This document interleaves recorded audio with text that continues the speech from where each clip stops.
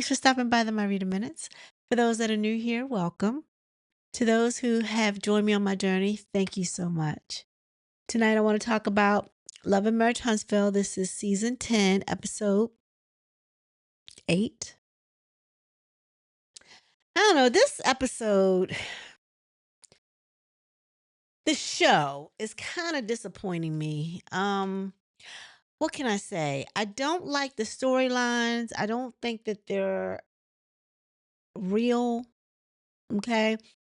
Last week I had recorded, episode 7, but I didn't put it up because I didn't like it. I didn't like my review was short and sweet. Um, but I didn't care about Destiny. I didn't care about her goings on with the men. I don't even think all that is real. I think they are all making up stuff to put stuff out there. Like, okay, for instance, and I'm backtracking. I'm just going to tap into last week real quick for a second. So we all know that Lance had a baby while him and Destiny were dating. And y'all remember, and I know some of y'all love in Marriage Huntsville, y'all millimeters out there, y'all remember when he posted whatever he posted about having a baby. He said, "This is my daughter, blah, blah, blah, blah, blah." He was excited about it. He was excited about it. And the millimeters went in on Destiny at that time about him having a baby. Like, why are you dealing with this man and he's still with his woman? Because they were under the assumption that the baby was by whoever he had his other kids by. We still don't know who the mother is, right? But she denied that he even had a baby at that time. So now I feel like this season they're trying to rewrite history and tell us how they want to tell us the story about how it all went down. And to me, it feels fake. That's my opinion. I'm entitled to that. Matter of fact, everything on this channel is my opinion and alleged and done for entertainment purposes only. Let me just put that out there first. Okay. All right. So going into this particular episode, we have Chris Fletcher and Martell, and Chris meets Martell at his investment property. And he's got his tape measure out and act like he's doing something. I don't know. And both of them came to the house and he says he's going to, put some furniture in there. And Chris asked him, was he going to stage it? And he said, no, I'm moving Ariana and the kids in here. And Chris had to like stop and say, huh, what? He said, yeah. He said, I'm moving Ariana in here. So they go to Chris' confessional, and he's like, well, this is the house that Martell wanted me to sell. He gave it to me, then he gave it to somebody else, and I guess the house wouldn't sell. So now he's moving Ariana in there. So I personally, this is my opinion, this is me speaking, I personally feel like he's moving Ariana in there because he can't sell it for what he wants to sell it for, and only to make thing. And the only way to make money off of it is to make it a Section 8 housing. That's my opinion. That's my personal opinion. And I feel like why not put her in there? She's getting assistance, even though she claims she's not. She's got Martell assistance. Yeah, Martell is assisting her to find her a place. But I feel like they're turning that house into a Section 8 housing. But anyway, it doesn't have to be, but that's what my feeling is.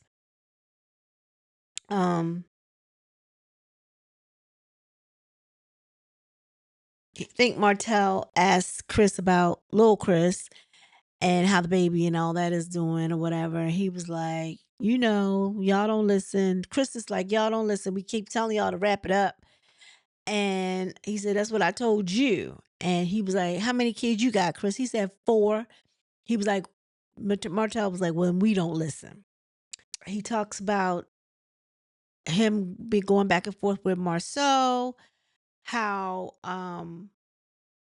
he's not opposed to meeting with Marceau so they can hash out their differences. He said, but Marceau needs to stop lying and coming out with these lies. And so Christopher was trying to ask, like, well, what did he lie about? He said, "You're not telling me anything." He said, he says all kinds of stuff, blah, blah. He said, "Well, you need to give me some examples. What does he say?" He said, "Well, he said this stuff about Ariane, he said something about my ex-wife. And, he said, so he's just saying things about the women that you seem to be with at the time." He was like, "Yeah." But he didn't really say, I don't remember him saying anything about Melody. I always thought he had a little thing for Melody, to be honest. But he said something about Melody that wasn't true or whatever. And I don't know. Maybe he did. I don't know. Marcel can be a little slick at the mouth sometimes. But so can Martell. Okay. So he was like, I just need him to just leave Ariane alone. That's his woman, that's his girl, or something to that effect. But Chris was like, "Oh, so you moving her in?" He said, "Are y'all moving in together?" And this might be out of order. He was like, "No, we can't do that. We got to be married." And he was like, "Oh," he was like, "You starting over." He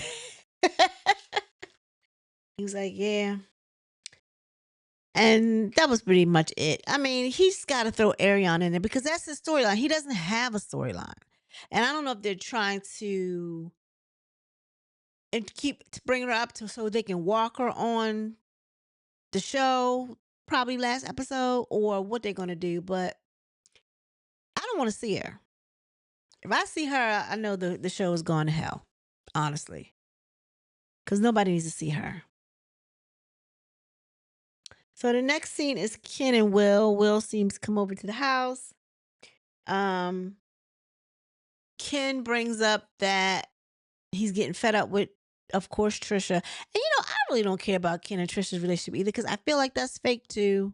They don't have Marquez to dump on, so they got to fight each other. So that's their storyline. And something about Ken said they do a podcast or whatever. I guess a lot of guys be working out or whatever, and they do a podcast about it. Well, during the podcast, you see Trisha walk straight through their podcast, and I guess she was leaving. And he said, "I know you're not just gonna leave and not give me a kiss or nothing like that." So evidently she must have left. And so he was like, "It's embarrassing." He said, he says it's even getting hard to kind of defend her. He said, because she's always embarrassing me. He's like, she's always mad about something. And so he said it kind of, when she did that, he said it kind of made things awkward for the rest of the night. Kim was just sitting there telling Will, he's getting kind of fed up with the whole situation. So Will was like, "But y'all have things." So he was looking at the house and everything. He said, "Y'all have things together." He was like, "I know." He said, "And I've already talked to a couple of realtors, about what I can do." And Will was like, "Already?" He was like, "Yeah." He said, "When I put my mind to something, put myself, I think about the next steps, next part, how the process, how to move." He said, "That's what I do. I begin to make some moves." Ken said when he came home that night or whatever day it was when he did the podcast and she would be upset, he said he talked to her and was asking her like, what is going on? Like, why is this always happening? Why are you doing this? Why are you doing that or whatever? And Will was like, "Well, what did she say?" He said she didn't say anything. She just stared at me. And I really think Trish got issues. And then at the same token, I don't believe none of this stuff. I believe they don't have Marquez to dump on, and they're just making up stuff. They're just making up things. Um, Will was basically saying that, in the beginning he liked Trish. He said, but this back and forth that y'all two, got going on, he said it's crazy. I don't think Will really likes her because he kind of made in other conversations, he's made it seem like if it were him, he would have been done with her. And then Ken said he's tired of, every time that they argue, he's always the one that kind of like brings it back down and tries to be level headed and like gives in. He said, and he said, "I'm tired of it." He was like, "The only thing that I'm going to regret is, when you break up with the good woman, you got to break up with the kids." And he said, "And I really love those kids." He said, "Zaria, I really love Zara, he's going on about how he loves her daughter. He said, and I really love, Xavier or whatever. He says, so that will hurt. He said, and I probably will cry. He said, but every time I make moves to remove myself, she's always saying that, I'm being spiteful. And I'm not being spiteful. He said, it's just that I'm leaving, so my stuff is leaving. I'm not taking anything back, but that's what you do. You take your stuff with you, like you split assets. And he said, I'm not going to continue to pay for this while I'm gone. So that lets me believe if the way he's telling his story is that she only wants you there because you're paying the bills. Hello? Wake up. Wake up, Ken. Because every time you go to walk out the door because you get ready to take your finances with you, then all of a sudden she tries to make you feel guilty about being spiteful and that you're doing this and doing that. No, she wants you there because she knows that you pay the bills. But she could be a little nicer. The next scene is Macy and Marceau. It's a nice little cute daughter moment. He's going to get pedicures with her. And they're standing there and they're going over the color options. And she says, I think you need sparkly pink. And now first I don't think he got it because he was like, okay. He was like, oh, he said, I'm wearing pink, sparkly pink. She said, yeah. He said, oh no, that's not happening. And he was like, no, I don't do color. I'm not doing color. And then they sit down, they talk. And he kind of, in his confessional, he talks about how he tries to give all his daughters like that, all his kids that one-on-one time. And I really like this scene because, we always used to like Melody when she was with her kids. You know what I'm saying? We always used to like to see her with her. So now they're trying to do the same thing with Marceau, right? Maurice don't never want to be with his kids, so can't do it with him. So it makes more sense for Marceau to have it to look like he has that bond with his daughters, and that's great. I like that, and she's a cute girl. And but he has her sit down and they do this game. He said, "Have you ever had played ever have I never?" And she said, "Yeah." So he said, "All right, pick up your cup." And so he's like, "Never have I ever hugged my significant other." So Marceau takes a sip. Macy takes a sip. He said, okay. He said, never have I ever kissed my significant other. So he takes a drink and Macy doesn't take one. He was like, okay. And Macy was like, probably thinking to herself, even if I did, I ain't picking up no drink. You know what I'm saying? The little girl didn't kiss that little boy. Anyway, so they start talking about the little boy. And I don't mean to call him a little boy. I don't know what he is, but I'm sure if he's her age, he's a little boy to me. And his name is Byron, I think he said it was. And he was like saying something about her dating, and he was like, "That's why I don't think you're ready to date." And he was like, "Because just last year you were interested in some other little boy," and she was like, "Who are you talking about? I don't even remember you talking." But he said that exactly. That's why I didn't think you were ready to date. And so they started talking about Tisha and how good of a mom she is, and if if she had to rate her mom, what would she rate her? And she said, I would give her a 10. He said, so if you had to go to therapy, you'd be talking about me. He said, yeah, you'd be the first on my list. I thought that was so cute. And then she said, yeah, if mom was like a house, she would be the foundation. And I thought that was so sweet. You know what I mean? I don't know if they rehearsed this or whatever, or they gave her something to say, but it was really nice. I liked it. And it seemed really genuine, you know. So they go back to I guess he calls himself having a father's daughter talk, saying anything you need to talk to me about. I want you to be able to come to me. He said, I'm not going to think of you any less. You're still my daughter, blah, blah, blah. And, all that, father daughter talk. So she was like, he said, you understand? She was looking down like, uh huh. As if to say, why are we going through this? But anyway, I don't really think she was really into the conversation because she's like, where are you going with this? I'm thinking that's what she was saying. So then they get back to him wearing that pink sparkly color. And he says, "Oh, I'm allergic to pink." He said, "I break out in hives." And I thought it was so cute. It was so Marceau of her because she goes back to her and she turns to him and says, "Oh, is that all that's going to happen to you?" As if to say, "You getting the sparkly pink." I thought that was really, really cute. He had to laugh at that himself. So the next scene is Destiny, Trish, and Trish's friend. Is her name Sharon? I can't remember what her name is. Anyway, they all meet out for lunch and they go through the pleasantries and whatnot between all of them. And they start talking about Trish and Ken's relationship. Here we go again. And her thing was she's telling them, informing them they had to take a break. And I guess this is after Ken's conversation with her about, all that podcast stuff and her walking out and all that kind of stuff. So she's telling Destiny, and I don't know what the friend's name is, but we're gonna call her Sharon just for sake of this video.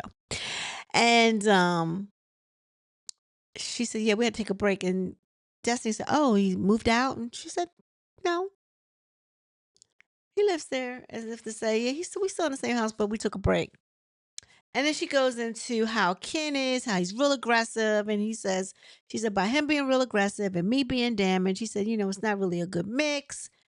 Um, and it was real funny though, because her friend Sharon was like, because when they asked her about where he was staying or where was he still there, or whatever, she was kind of like, no, yes. She was like unsure. And she said, Trish acts like that when she ain't ready to tell you the truth. That was so funny. She said Trish acts like it when she not ready to tell you the truth. I said she clocked her. So I don't know how long she didn't know Sharon, but Sharon clocked her. I think she said 3 or 4 years. Yeah. So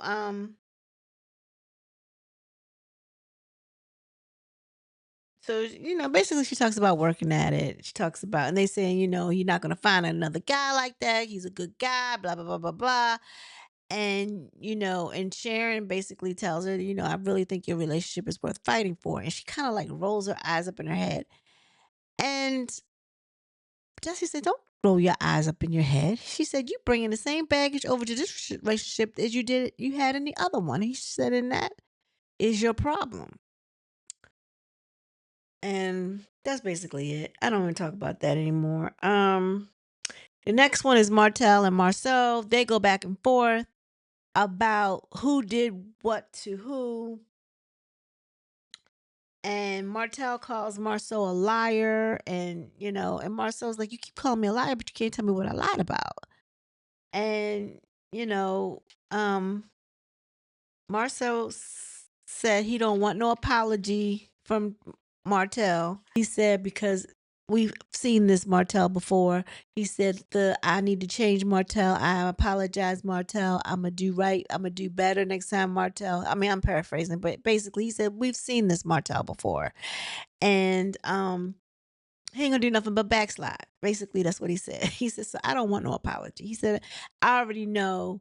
He said, "If me and him are going to, work on this relationship," he said, "I got the solution. Stop what you're doing. Stop what you're doing and go from there." He said, "We'll either rebuild naturally or it's just gonna stay what it is, what it is." He said, "For the past 7 years, Martell has been blindsiding them. It's from out of nowhere. He just says a whole bunch of stuff." He said he did back in the day appreciate, Martell reaching out to him. He said he really felt like that was love. He said, but after that, the next 7 years, he was, who Martell was. But, they go back and forth. But, him and Martell always go back and forth like this. They'll be at each other like this, and then all of a sudden they become cool. Because I really feel like they know dirt on each other. And Martell will let a little bit fly, and Marceau will let a little bit fly, but not enough to bury them, because I'm sure they've done so much dirt together that they wouldn't have neither one of those relationships. Even with Ariane, maybe Ariane would even have the sense enough to walk away if she even knew how her man got down. So, I just feel like there's a lot of bodies and they all know where they lie at amongst the guys. Maurice, Marceau, and Martel. Because Maurice have not wavered about trying to bring Martel back into the fold. He must know a whole lot of stuff about Maurice. And I mean, it's got to be fairly recent for him to even be concerned. Because way back in the day when they were really hanging out, I want to say he was probably with Kiowa then. So it wouldn't matter. You know what I mean? But I'm sure stuff never changed when he went from Kiowa to Kimmy. He's still the same dude. Just saying. But that's all I got. I really wasn't really all that impressed with this episode. I didn't these episodes are getting dry. And not that they were all that great last year, but I feel like the girls trip was a good addition. So they need to do another trip, and then they may do so. But this part right here is dry. I don't care what's going on with Destiny. I don't care what's going on with Trish. And I don't care about Martel and Marceau going back and forth with each other, because that scene is old. You can't keep rehashing the same arguments. Can't rehashing those. Nobody wants to hear that stuff. Now, if you want to bring Ariel on for shock factor, that might have a good rating just because people want to see what the hell Dum Dum's gonna do. But after you unveil her to the world on that platform, get ready for the backlash, because it's coming. I'm not gonna be a part of it, but I already know the millimeters are still millimetering and they're going to come in hot. I just know. So tell me what you think about this episode. Tell me what are you still watching it? I mean, I'm still watching it because ain't nothing else on Saturday.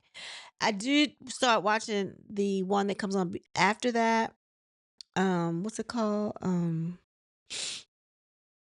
can't remember. With all the ladies. Heart and Hustle, I think it's Heart and Hustle Houston. I started watching that. I don't know if I'm going to review it, but I just want to watch it and see where it goes. I might, and I might not. It's already had like several episodes, so I don't know. I would be behind, but it wouldn't matter, I guess. But anyway, please like, share, and subscribe, and hit that like button before you leave. Now, with that being said, everyone be blessed. Peace.